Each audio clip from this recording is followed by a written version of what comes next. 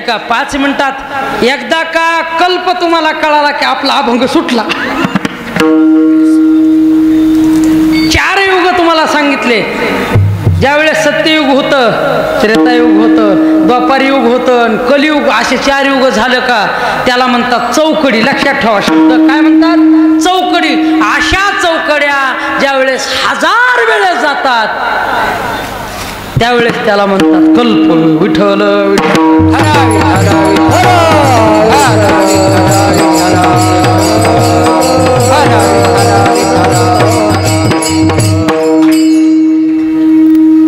आणि याला कल्प म्हणतात. आणि महाराज म्हणतात माझ्या हरिदासांना अकल्प आयुष्य देवा दे. आता हे गणित कसं जुळायचं, अवघड आहे ना. माणसालाच एक तर आयुष्य किती 100 वर्ष, बरोबर आहे.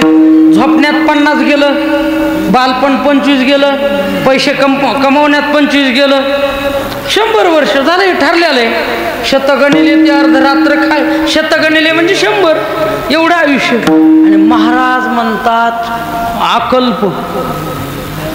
हे युक्तीत बसत नाही, प्रमाणात बसत नाही आणि अनुभवाला उतरत नाही. विठ्ठल विठ्ठल.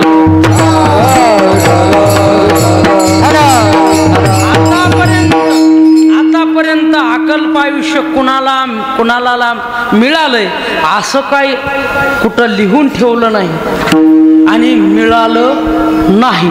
पण महाराज कसं काय म्हणतात अकल्प आयुष्य. बरं महाराज म्हणतात म्हणजे ते खोटं आहे का बापू, खोटं आहे का. अभंग खोटा असतो का, आपलं बोलणं खोटं असेल, आपण खोटे असू पण अभंग खोटा होईल का, नाही. महाराज म्हणतात अकल्प आयुष्य. बसा बसा बसा बसा.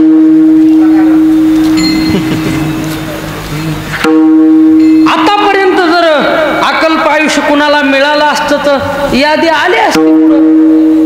आयुष्य भरपूर आयुष्याची माणसं होऊन गेली, त्यांची यादी सुद्धा एका ठिकाणी नामदेव महाराजच म्हणतात. मनाला सांगत असताना मनाला म्हणतात अरे मना, मिळालेल्या आयुष्याचं सोनं कर, शोक करत बसू नको. राम नाम पांडुरंगाचं चिंतन केल्याशिवाय मनाला ठणकावून सांगतात नामदेव महाराज. अरे मना तू शोक करीसी किती. नामदेव महाराज मनाला काय म्हणतात, मना शोक करू नको की तुला किती आयुष्य मिळाले, शोक करू नको. अरे मना तू शोक करीसी किती. हे तवायाची धन संपत्ती, आयुष्य भविष्य नाही तुझी.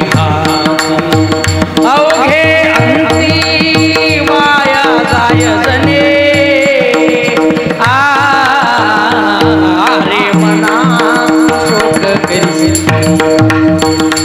कुणाला आयुष्य किती मिळालंय याचं तुम्हाला गणित मी फक्त मांडणार आहे. तुम्हाला जुळलं तर मला हिशोब करून सांगा. तेवढ्या आयुष्यापर्यंत ज्याला जेवढं आयुष्य मिळालंय त्याचं आराखडा ठेवतो. जुळतंय का गणित बघा आणि त्याच्यात अकल्पाचं गणित जुळतंय का बघा. हिरण्यकश्यपूला किती आयुष्य होतं तुम्हाला जर जाणून घ्यायचं असेल तर वही पेन असेल तर वही पेन काढा बघा, बेरीज जुळती का. नाही तर काय माणसं बोटावर बी जुळवतात, जमते का बघा. ऐकून जुळवता येते का बघा. 1 अर्बुद किती आयुष्य हिरण्यकश्यपूला. हिरण्याक्ष आणि हिरण्यकश्यपू माहिती ना तुम्हाला. आता ऐका आयुष्य किती नामदेव महाराज सांगतात. हिरण्यकश्यपूचं आयुष्य 1 अर्बुद 7 कोटी देखा 30 लक्ष 10 सहस्त्र लेखा 709 मास मापा तया हिरण्यकश्यपा काय झाले. मला पटकून उत्तर द्यायचं किती झालं आयुष्य. आणि तुम्ही उत्तर नाही दिलं आता पुढं कसं चालायचं. परत एकदा म्हणून दाखवतो प्रमाण, तुम्ही सांगा. ऐकताय ना, मागले शिकलेले सवरलेले सगळे. आता मोबाईल काढू शकतात, लावा गणित. 1 अर्बुद करा टायपिंग.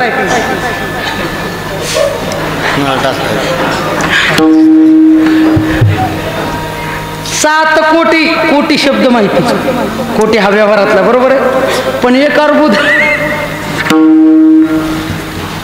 1 अर्बुद 7 कोटी देखा, 30 लक्ष 10 सहस्त्र लेखा, 7 शते 9 मास मापा, तया हिरण्यकश्यपा काय झाला.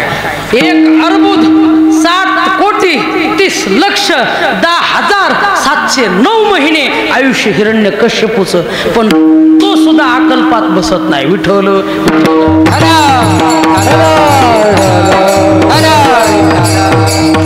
चला पुढचं घ्या. रावण माहिती आहे तुम्हाला, रावणाला आयुष्य किती होतं? 14 चौकड्या अलंकानाथा. तुम्हाला एक चौकडी सांगितली ना किती, 4 युगाची, तसं 14 चौक 56, बरोबर आहे. रावणाला 56 युग आयुष्य होतं, पण मिळालं नाही. थोडं कारण आहे त्याचं, कारण माहीत असावं. आता तुम्ही रामायणातली तज्ज्ञ माणसं पण उगं थोडं सांगून जातो. 56 युग असलेला रावण, त्याला आयुष्य तेवढं लाभलं नाही, लक लाभलं नाही का? असं होतं, रावणाच्या घरी सगळे कामाला होते, तुम्हाला माहिती, बरोबर आहे. सगळे ग्रह काय, देवता काय, गणपतीन खंडोबान सगळं, कोण झाडायला, कोण दाढी करायला, कोण सरपण आणायला, कोण गाढवा वळायला, ते सांगूच ना. रावण म्हणजे सगळ्यात श्रीमंत. 14 चौकट 56 युग आयुष्य. आणि ब्रह्मदेव कशाला होते? ब्रह्मदेव पंचांग सांगायला, डोक्याची मालिश करायला. सटवी माहिती का तुम्हाला? महिलेला माहीत असते. 5वीच्या दिवशी काय लेकरू जन्मलं का 5वीला सटवी येते. सगळं कपाळावर आयुष्याचं भविष्य सगळं लिहून टाकते, निघून जाते. तिच्या मागं काम सगळ्याचं भविष्य टाकायचं. ही सटवी काय होती? पायाला तेल चोळायला, पायाची मालिश करायला सटवीचं काम होतं. रोज यायचं आणि रावणाची पायाची सेवा करायची. एके दिवशी सटवीनं उशीर लावला. रावण हाक मारतोय, सटवे इथं कुणाचं नाव असलं तर इकडे येऊ नका, मी तिथलं सांगतो, नाही तर कोणी इकडे यायची. रावणाची हाक सटवीला, सटवे य लवकर चल, उशीर झाला. 10 हाका मारल्या, सटवीचा पत्ता नाही. आली पळत, धावत, महाराज महाराज आले आले. कुठं गेलतीस ग? 10 हाका मारल्या, कळत नाही तुला? ते रावण आहे, नवग्रह तुडवीच वरी जातोय आसनावर. ते साधा खेळ आहे का ते? महाराज माझ्याकडं थोडं काम असतं. काय काम असतं तुझ्याकडं? नाही म्हटले, मला ते थोडं काय काय लहान लेकराचं मला भविष्य लिहावं लागतं. भविष्य कळतं तुला? हा सांग माझं भविष्य. आली का पंचायत, इकडून आड इकडून विहीर. नाही सांगावं तर मारीत, सांगावं तरी रट्टे खायची वेळ. म्हणले महाराज तुमचं भविष्य सांगते मी, पण तुमच्या हातानच बघा. म्हणले काय करायचं? आण म्हटले हे कुंकू आण. सटवीनं सांगितलं कुंकू आणायला. आता राजानं पटकुनी सांगितलं, एका सेकंदात कुंकू हजर. लावा म्हटले तुमच्या हाताला, हाताला लावा आणि हात चोळा. हात चोळा, कुंकू लावलं. सटवीनं असं केलं.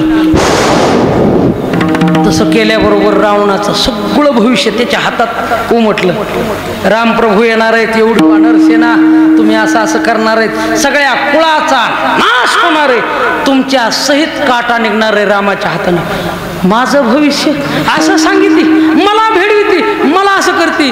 जेव्हा सटवीला रावणाने उचल की आदळ, उचल, सगळे मणके ढिले केले सटवीचे.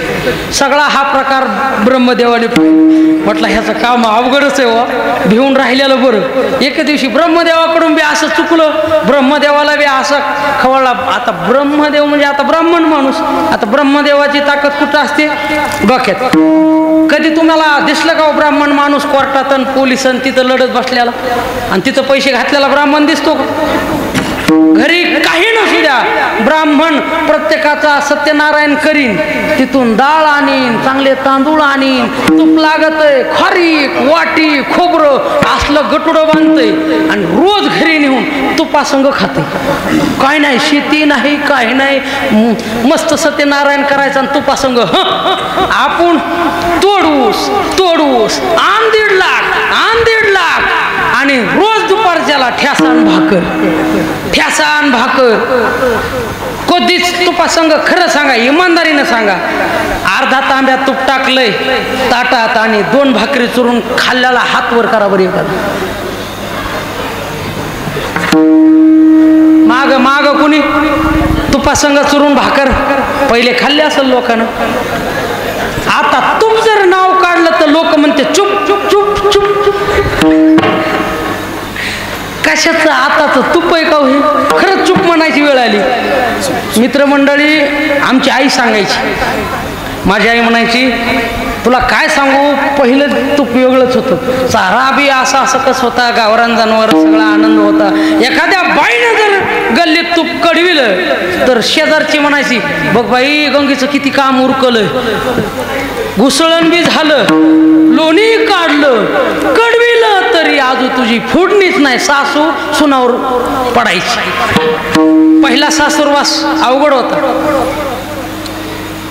पहिल्या सासरवासाची एवढी भीती होती. रात्री कीर्तनात बोललो, जर सासून हाक मारली ना सुनेला, कमळे, तर सुनेचा आदरवाचक भाव आणि भीती आणि शब्द सुद्धा असे होते. कमळे हाक म्हणून जर मारली तर ती म्हणायची जी. काय म्हणायची? तुमच्या घरी आपापल्या घरी माहित असते सगळ्याला. सासून आताच्या सासू हाका मारतात, उत्तर येतच. पूर्वीचा काळ सांगतोय, कमळे जी. आताच्या सासूला हाक मारू द्या सासून, कमळे.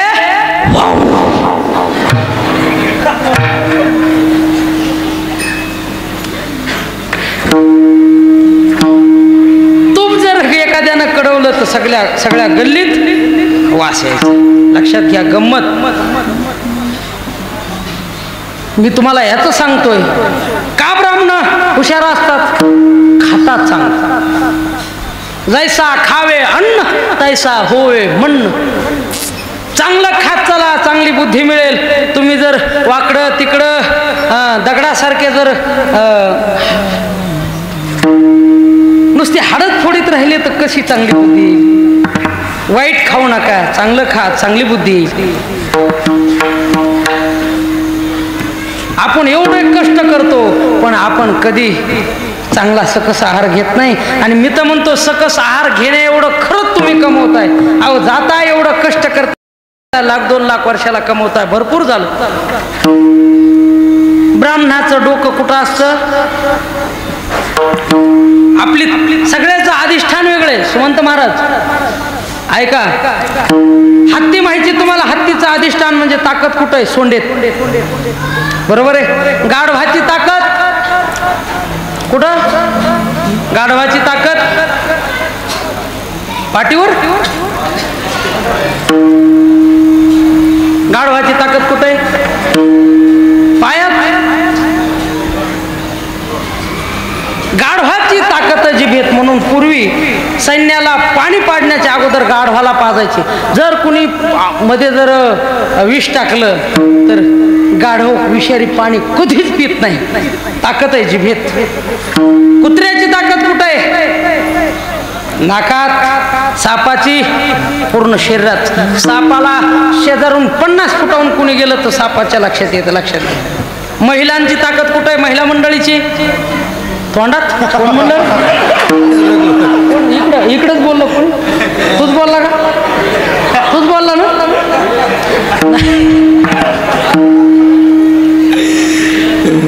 नाही, उत्तर अगदी बरोबर आहे. महिलांची ताकद तोंडात आहे. शस्त्र म्हणजे मुख. महिला त्या बाकीचं काय नाही. एकदा का भांडण सुरू झालं, महिलांचा कालवा नुसता ऐकावा. आपल्यासारखे माणसं गल्ली बदलून तिकडून जाते. नको रे बाबा, काय खमंग शिव्या असतात.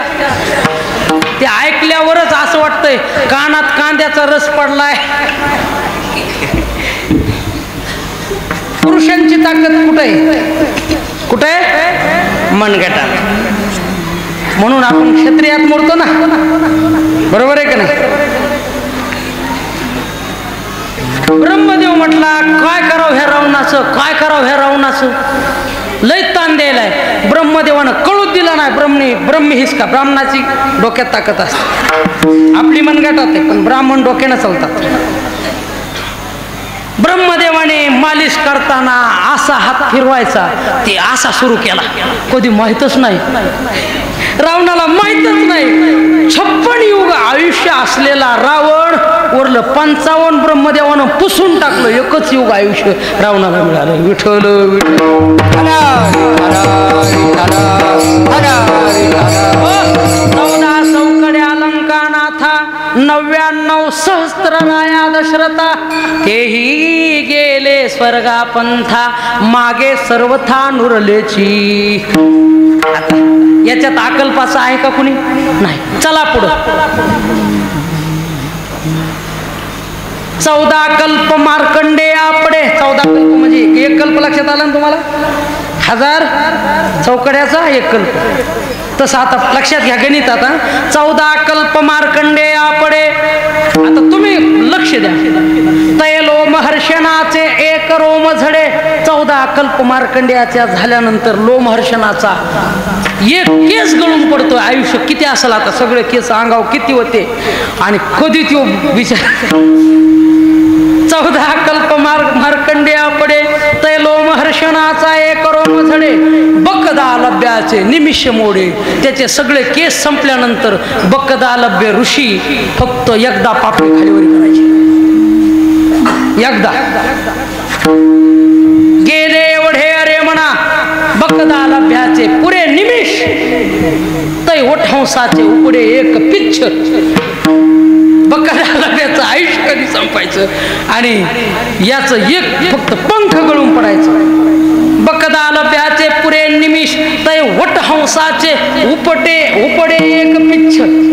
तयासी होता मृत्यू प्रवेश, तो एक श्वास भ्रुसुंडीचा. आणि बकदालभ्य ऋषी या ठिकाणी गेल्यानंतर एक श्वास भ्रुसुंडी फक्त काय करायचे, घ्यायचे एक श्वास घ्यायचा. खाता आयुष्य फक्त लक्षात. तर एक श्वास भ्रुसुंडीचा, मरणात पुरे भ्रुसुंडीचा, तर एक दिवस कुर्माचा, नामा विनवी केशवाचा, वेगी विठोबाचा पंथ धरा. विठ्ठल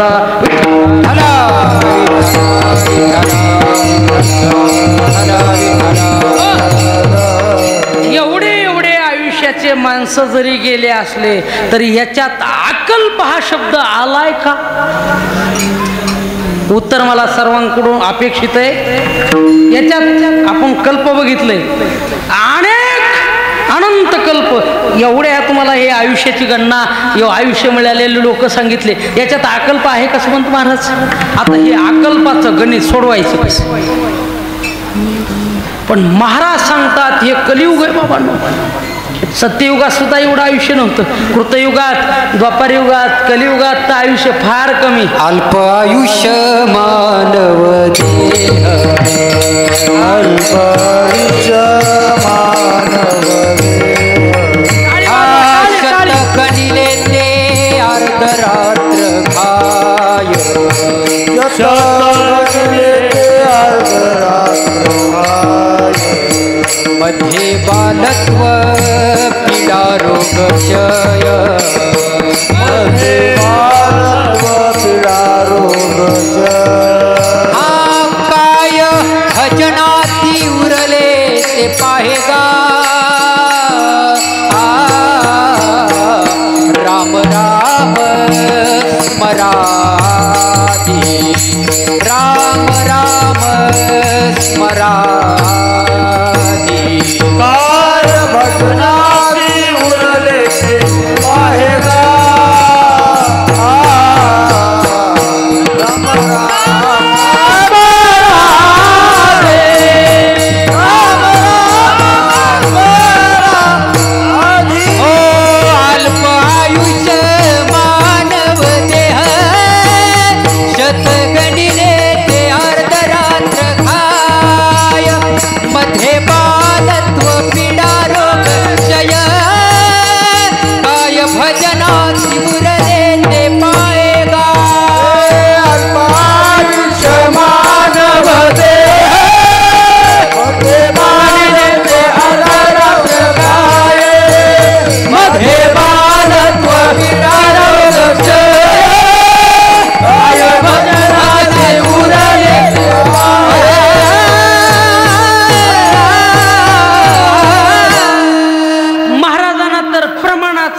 भडीमार केला क्षण भंगोर नाही भरवसा पारे सावध तोडा माया आशास कितीतरी आयुष्य जात आहे पहा काळ जपतसे महा स्वहिताचा घोर वहा ध्यानी रहा सावध करतात हरिभजनाला येण्याचं आमंत्रण देतात आणि एवढं जर आयुष्य मिळत असेल तर सावध करण्याची काय गरज होती तुम्हाला एवढंच आयुष्य आपलं हित करून घ्या आग्रह करतात लागून या पाया विनवितो तुम्हाला घरे टाळी बोला किंवा करा रे बापानो साधन हरीचे झनी करणीचे करू नका बाप म्हणतात आपली लायकी का बाप म्हणायची संतांनी आपल्याला बाप म्हणावं आपली आहे का तेवढी लायकी आणि हरी हरी तुम्ही म्हणारे सकळ त्याने माया जाळ म्हणजे इशारा देतात संसारातून बाहेर पडण्यास आणि एवढंच काय कितीतरी संतांनी सांगितले असं जमका अजब तडा खावे तू क्या जाने लड़कावे जमका अजब तडा खावे तू क्या जाने लड़कावे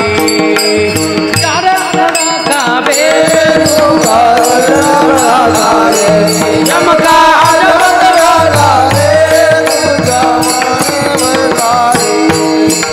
नौ भी मर गए 10 भी मर गए सहस्राक्षांची 33 कोटी देवता मर गए पड़े काल के पासे 9 भी मर गए 10 भी मर गए सहस्राक्षांची 33 कोटी देवता मर गए पड़े काल के यमका अजब तडाखा म्हणजे यमाचा तडाखा असा आहे सगळे आतापर्यंत येथ उरो नाही आले अवतार एरते पामर जीव किती महाराज उदाहरण देतात कितीही तुम्ही धनवान मोठे असताल हो बडे मिजासी कठडे बैठे तर गया बिछायत साजा मार झपट कर जमले जावे जैसा कबूतर बोजा एखादा शेटजी असावा इकडून उठायचा असेल तर इकडून एखादा मुनीम तिकडून एखादा मुनीम बसायला गालीच्या पैशाला कमी नाही पण त्याच्यावर सुद्धा बारी आल्यानंतर मार झपट कर जमले जावे यम जेव्हा येतो तर तो शेटजीन पैशावाला म्हणून नेतो का मारिती तोडीती झोडीती निष्ठुर यमाचे किंकर बहुसाल तिथं गै कसलीच नाही आणि आयुष्य एवढं आणि महाराज म्हणतात अकल्प कसं गणित सोडवायचं अकल्प आयुष्य व्हावे तर आकुळा आतापर्यंत मिळालं नाही महाराज इथून पुढं कुणाला मिळल सांगता येत नाही तुम्ही कसं काय अशी प्रतिज्ञा करून बसलात पण ते संत आहेत त्यांच्याकडे सगळे कोडेत सगळे उत्तर आहेत म्हणून या ठिकाणी प्रश्न मांडलेला आहे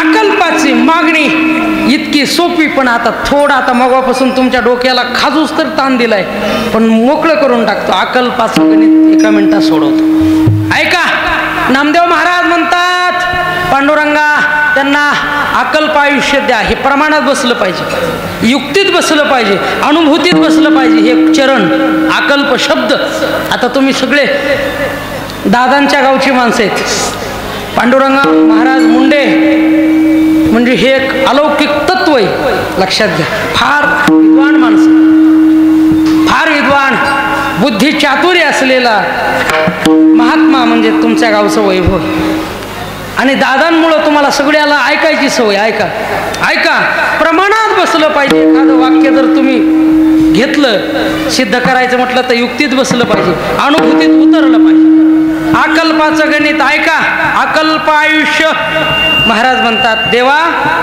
की माझ्या हरिदासाला अकल्प आयुष्य द्या पण अकल्प शब्दाची व्याख्या ऐका हरिदासाला अकल्प आयुष्य द्या पण असं द्या की आतापर्यंत हरिदासाचे जन्म हे तुमच्या सेवेत गेलेत. बहुनाम जन्मना म्हणते किंवा जन्मोजन्मी आम्ही बहुपुण्य म्हणजे जन्मच्या जन्म बहुपुण्य तुमच्या सेवेत केले. पांडुरंगा तुमच्याशिवाय आम्ही कुठंही इकडं तिकडं कुठं गेलो नाहीत. जे जे झाले अवतार तुका त्यांचे बरोबर. देवा आमचे मागचे जन्म तुमच्या सेवेत गेले तसं आम्हाला पुढं जे जे जन्म द्यायचे हरिदासांना जे जे जन्म त्यांचे होतील इतरत्र कोणत्याही यवनीत ऐका कोणत्याही यवनीत न त्यांना पाठवता फक्त मनुष्य आणि मनुष्य यवनीतच पाठवा. त्यांना भक्ताच्या घरीच त्यांना जन्म होऊ द्या म्हणजे तुमची सेवा अखंड चालू राहील. हो घेईन मी जन्म हो देवा. संताला स्वातंत्र्य जन्म घेण्याचं आणि जाण्याचं. ते येतात स्वइच्छेने जातात स्वइच्छेने. उदाहरण नाथबाबा 4 वेळेस उठून घरी आले. तुम्हाला माहिती सगळं. देवा आम्ही जन्म घेऊ आमच्या इच्छेने घेऊ पण घेईन मी जन्म यासाठी देवा तुझी चरण सेवा. आता एका जन्मात 100 वर्ष आयुष्य मिळालंय. उत्तर मिळते बरं का. आता 1 मिनिटात उत्तर देतो. 1 जन्म 100, 10 जन्म 1000, लाख जन्म. आता लाख गुणविले 100 करा 100 वर्ष. लाख गुणविले 100, कोटी गुणविले आता लक्ष लक्ष अब्ज खर्व निखर्व पद्म गेलं का नाही कल्पापर्यंत आयुष्य. जन्माला मर्यादा आहे का. जन्म अनंत होऊ शकतात तर अनंत जन्मामुळं आता हे अकल्पाचं गणित जुळू शकतं. अनंत माझ्या भक्ताचे जन्म झाले म्हणून त्यांना आयुष्य सुद्धा आता अकल्पापर्यंत मिळणार. माग देवासाठी देवाबरोबर राहिले त्यांच्यासोबत खेळले बागडले. देवा माझ्या हरिदासाला दुसऱ्या यवनीत न पाठवता फक्त भक्त रूपाने जन्माला घाला. दुसऱ्या यवनीत न पाठवता मनुष्य यवनीत जन्म घाला आणि तुमची सेवा अखंडित त्यांच्याकडून घडू द्या. अकल्प आयुष्य व्हावे तया कुळाला सुद्धा अकल्प आयुष्य राहू द्या. माझ्या सकळा हरीच्या दासा. हरिदास शब्द आला. आता हरिदास कोणाला म्हणतात पटकुनी सांगतो पुढे चलतो. हरी ही दासा हा हरिदासा हा. जे हरीचे दास असतात त्याला हरिदास म्हणतात. पण मी थोडी व्याख्या थोडी उलटी घेतो. हरिदास त्याला म्हणा हरी ही यस्य दासा हा स हरिदासा. हरीच ज्यांचा दास होतो. ऐका हरीचे दास आपण सगळे. हरीचे दास आपण सगळे. दास जर नसतो तर पंढरपूरची वारी केली असती का. इथं आलो असतो का. कीर्तन ऐकलं असतं का. रामकृष्ण हरी भजन केलं असतं का. सगळे आपण हरीचे दास आहे. पण हरिदास त्यांना म्हणा. हरी ज्यांचा दास होतो. हरी ज्यांच्या घरी कावडीनं पाणी भरतो. हरी ज्यांच्या घरी खुरपू लागतो. उंच नीच काही नेने भगवंत निष्ठे भाव भक्त देखून या. दासी पुत्र कन्या. आता म्हणा बरं माझा घसा कोरडा पडला. हा दासी पुत्र कन्या दैत्या घरी लक्षी चर्म रंगू लागे कबीराचे मागे. आता हे सगळे अभंग आता ही सर्व संत मांदियाळी ते काय आहेत. हरिदास विठ्ठल विठ्ठल.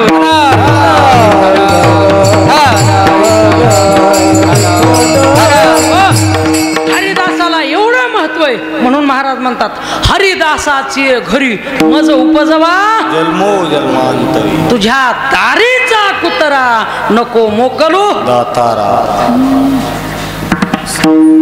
दारातला कुत्रा देवा कर पण हरिदासाच्या दारातला कर. मज दास करीत त्यांचा संत दासीच्या. संतांना हरिदासांना एवढी किंमत आहे म्हणून आशीर्वाद माझे नामदेव महाराज देतात. हरिदासांना देवा एवढं करा अकोल्प आयुष्य द्या. जन्मच्या जन्म मनुष्य योनीत पाठवा आणि त्यांच्याकडून सेवा करून घ्या. एक करा काय करा अभंगाचं दुसरं कल्पनेची मागा हो पवन काळी. कल्पनेची मागा हो पवन काळी. कल्पनेची मागा हो पवन काळी. कल्पनेची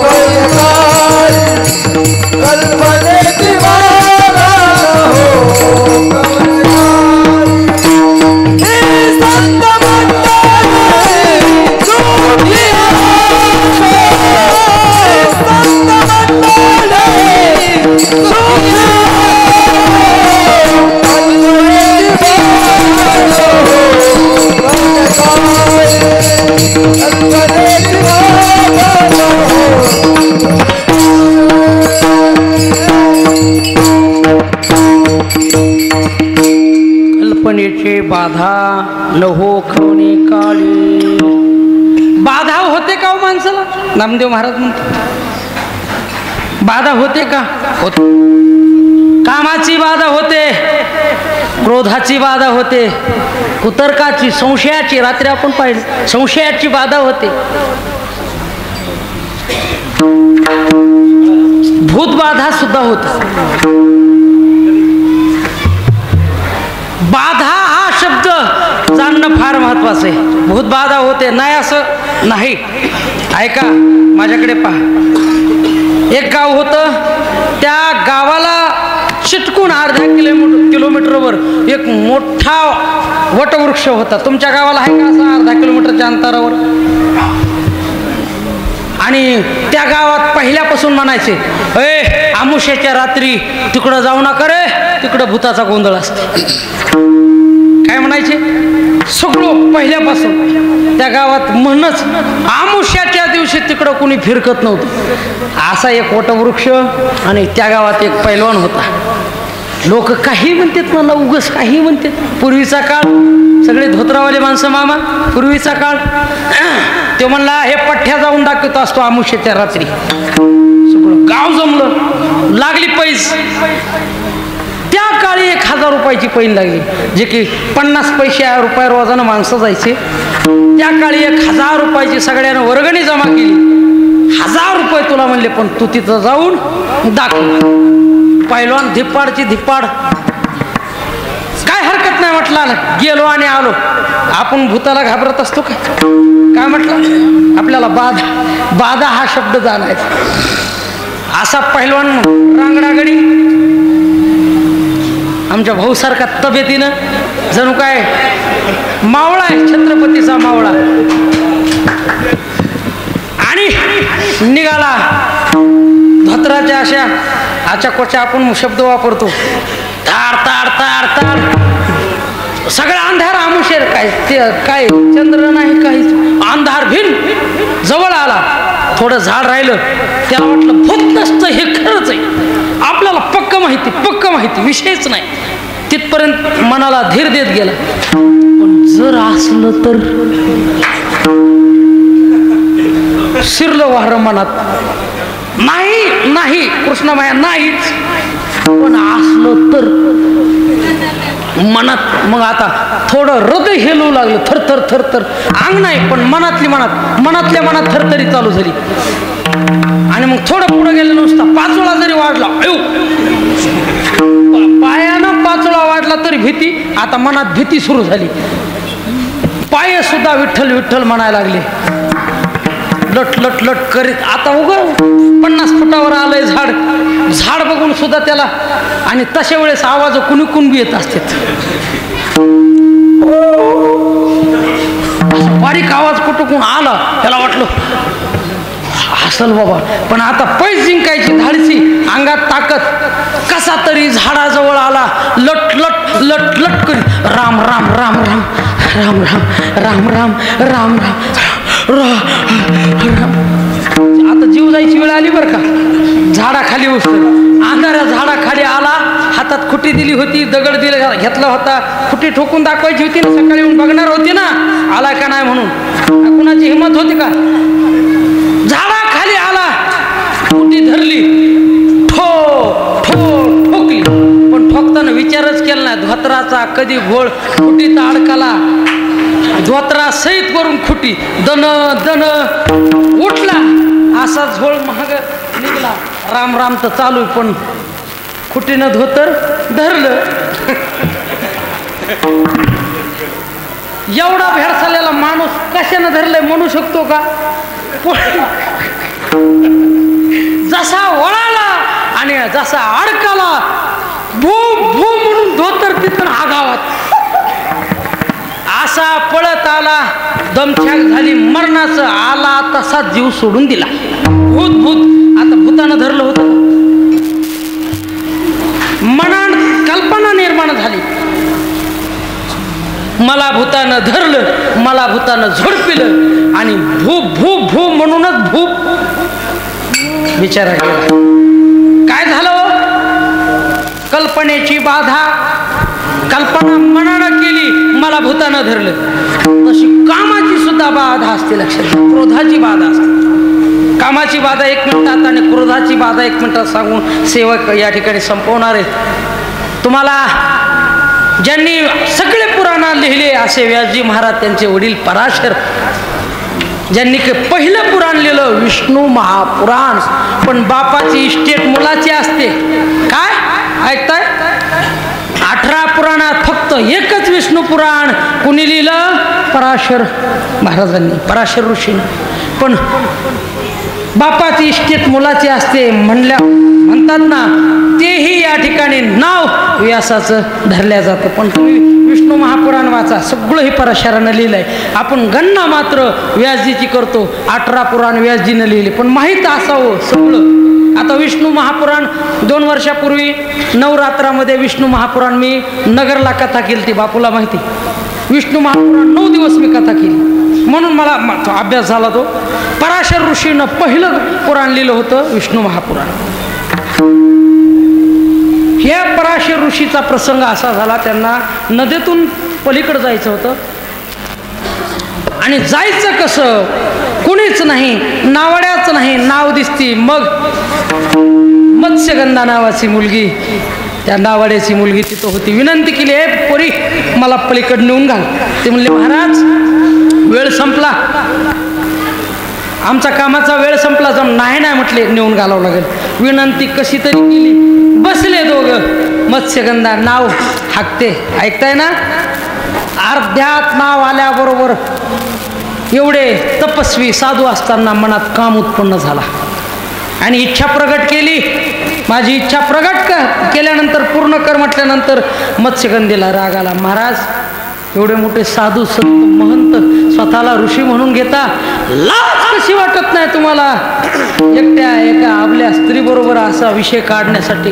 ते म्हणले, लाज कसली, मला इच्छा प्रगट झाली, तुझ्या पुढे मांडली, माझी इच्छा पूर्ण कर. तुम्हाला पटायला पाहिजे, आपण पवित्र अशा गंगेत उभा आहे, गंगेत आहे, तुला गंगेची भीती वाटते? अभिमंत्रित पाणी केलं आणि पाणी अभिमंत्रित केल्याबरोबर नाव पाण्यापासून आधार झाली आकाशात, आकाशात तरंगू लागली नाव. म्हटले संपला पाण्याचा विषय. अजून सूर्य पाहतोय, अभिमंत्रित पाणी केलं, सूर्याला सुद्धा झाकलं. काय अजून सांग? माझं नाव मत्स्यगंधा आणि ह्या माशाच्या वासामुळे माझ्या शरीराचा सुद्धा वास माशासारखा येतो. ती मंत्री अभिमंत्रित केलं, पाणी अंगावर टाकलं, मत्स्यगंधेला सुद्धा सुगंध, त्या शरीराला सुद्धा सुगंध दिला पराशराने. पुढचा प्रसंग मला सांगायचा नाही. त्या मत्स्यगंधेपासून पुन्हा उत्पत्ती हा पुढचा विषय. पण एक सांगायचंय, एवढे तपस्वी ऋषी नावेला आधार करू शकतात, सूर्याला झाकू शकतात, दिवसा अंधार करू शकतात, पण कामाला आवरू शकत नाहीत. पराशरे केले काय? देवे भोगिली दुर्गंधा. काम असं आहे, लक्षात घ्या, कामाला आवरणं अवघड आहे. ब्रह्मा कन्येशी रूप आहे. ब्रह्मदेव जर स्वतःच्या मुलीमागं काम वासनेनं धावत असतील, काम सामान्य समजता का? क्रोध. रेणुका मातेचा 2 मिनिटात प्रसंग सांगून जाईल तुम्हाला. जमदाग अग्नी प्रसंग सगळ्याला माहिती.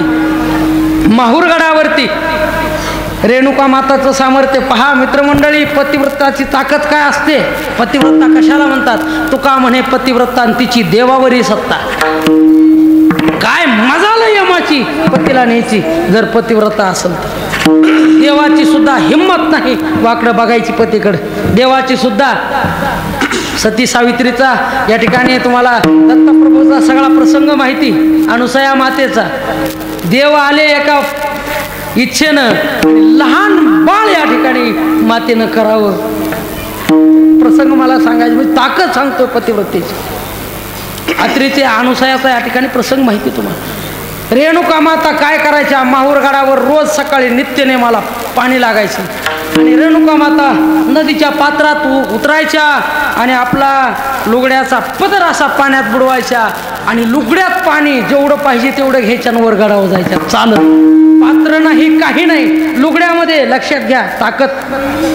आणि एके दिवशी झालं असं, पाणी घेणार तेवढ्यात एक मासा मासुळीच्या माग काम वासनेनं धावताना फक्त पाहिला रेणुका मातेनं. आणि तेवढं कुठंतरी सुईच्या टोका एवढं कणभर कुठंतरी मनात काम फक्त नुसता जागा होऊन लगेच संपला. फक्त कणभर अर्धा तास बेजार होऊ लागल्या. पाणी घेतलं का पाणी खाली, पाणी घेतलं का पाणी खाली, पाणी घेतलं का इकडं नित्यनेमाची वेळ झाली. बरं ह्यो बाबा असा जमदाग्नी म्हणजे काय, त्यांचा राग म्हणजे काय साधा होता का काय.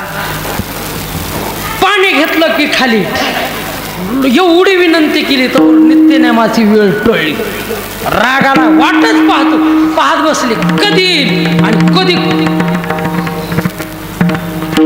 कसं तरी पाणी घेतलं, वर आले, उशीर झाला. डोळ्याकडं पाहिलं, राग. तुम्हाला माहिती सगळा पुढचा प्रसंग, मुंडकं उडवणं, पुन्हा जोडणं, हे सगळं कारण किती हो, कारण किती. फक्त देवपूजेला उशीर, पण रागाला आवरू शकले नाहीत. क्रोधाची बाधा, कामाची बाधा, संशयाची बाधा. काही माणसं एवढे संशयखोर असतात, कशावर बी संशय. संशयखोर माणसं स्वतः सुखी नसतात आणि दुसऱ्याला कधी सुखाने जगू देत नाही.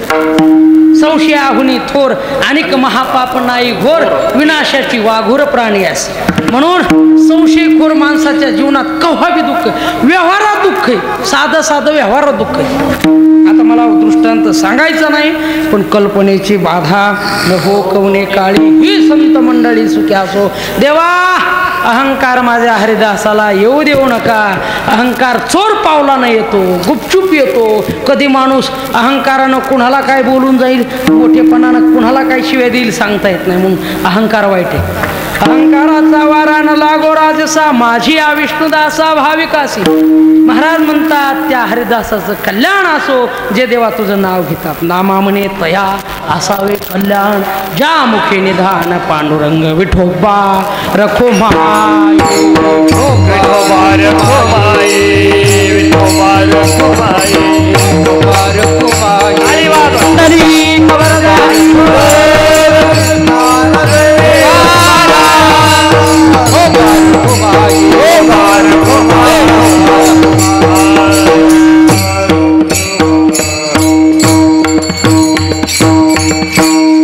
वेळ खाली मला दिसला नाही. नाहीतर रामकृष्ण हरीलाच काही माणसं म्हणतात महाराज बस. सुरुवातीला अरे सुरू बी नाही कीर्तन झालं तरी माणसं म्हणतात बस महाराज बस. आणि कधी कधी असं होतं, एका महाराजाने 11:30 वाजले तरी कीर्तन सोडी नाही ऐकणार बरं का. एक जण उठला असला, दगड घेतला, उठला आणि उग महाराजाच्या भोवताली फिरू लागला. महाराजाला वाटलं आपल्याला तर नाही टाकायचं हे. महाराज म्हटले महाराज काय भानगडे उठले का. तू हो चलू दे र, तुला कुणी आणलं त्याला हुडकितो म्हणले. तू हो चलू दे, तू हो. कंडक्टरचं काम आहे. काय काम आहे. पुढच्याचं काम आहे मला 10 तिकीट द्या. कंडक्टरचं काम आहे काढून द्यायचं, पण बसायचं काम तुमचं आहे. बरोबर आहे. एका माणसानं मुंबईचं तिकीट काढलं आणि एसटीच्या मागं लपून बसलं. एसटी निघून गेली. एकाला म्हणतोय फसविलं का नाही, फसविलं का नाही कंडक्टरला. ते म्हणला कंडक्टर नाही फसला, पैसे तू हे त्याच्या खिशात आहेत, तो आबाद आहे, शाबूद आहे, पण तुला जायचं होतं तू नाही गेलास.